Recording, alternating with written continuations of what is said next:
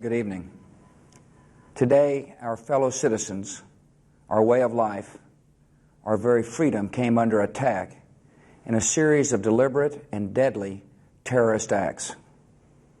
The victims were in airplanes or in their offices, secretaries, businessmen and women, military and federal workers, moms and dads, friends and neighbors.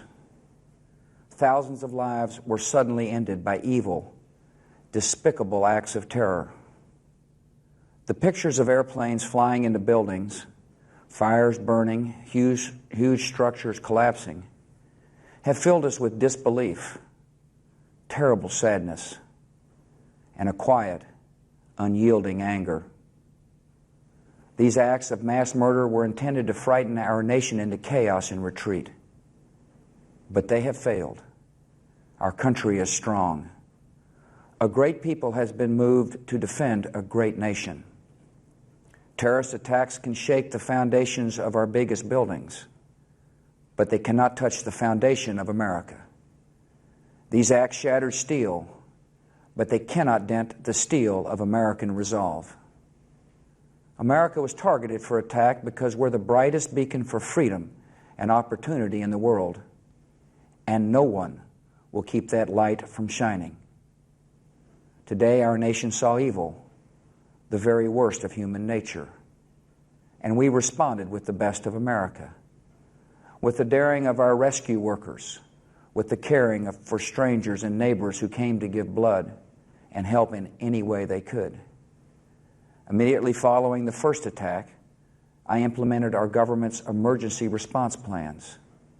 Our military is powerful, and it's prepared. Our emergency teams are working in New York City and Washington, D.C. to help with local rescue efforts. Our first priority is to get help to those who have been injured and to take every precaution to protect our citizens at home and around the world from further attacks. The functions of our government continue without interruption. Federal agencies in Washington, which had to be evacuated today, are reopening for essential personnel tonight and will be open for business tomorrow. Our financial institutions remain strong, and the American economy will be open for business as well. The search is underway for those who are behind these evil acts. I've directed the full resources of our intelligence and law enforcement communities to find those responsible and to bring them to justice. We will make no distinction between the terrorists who committed these acts and those who harbor them. I appreciate so very much the members of Congress who have joined me in strongly condemning these attacks. And on behalf of the American people, I thank the many world leaders who have called to offer their condolences and assistance. America and our friends and allies join with all those who want peace and security in the world, and we stand together to win the war against terrorism.